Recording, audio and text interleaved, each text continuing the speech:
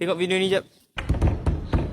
Tiada ku sangka sejak detik itu kau membuka pintu.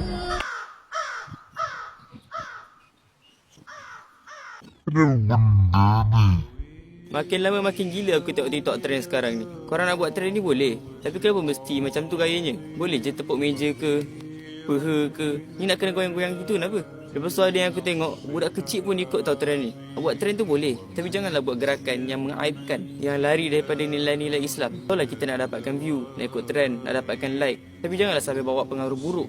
Orang share video tu, like video tu, budak-budak tengok, kita tak ada rasa malu ke? Kita kena ingat, bukan semua benda yang viral tu kita kena ikut. Trend-trend ni sekejap je tau, tapi kesan dosa dan aib tu boleh tinggal lama. Jadi tak rugi pun kalau kita tinggalkan. Apa yang kita post hari ni akan disoal nanti. Jadi berfikir dulu sebelum kita ikut. Biar tak ikut trend, jangan tak ingat malu. Saya hanyalah seorang lagi pendosa, saya tak sempurna. Assalamualaikum.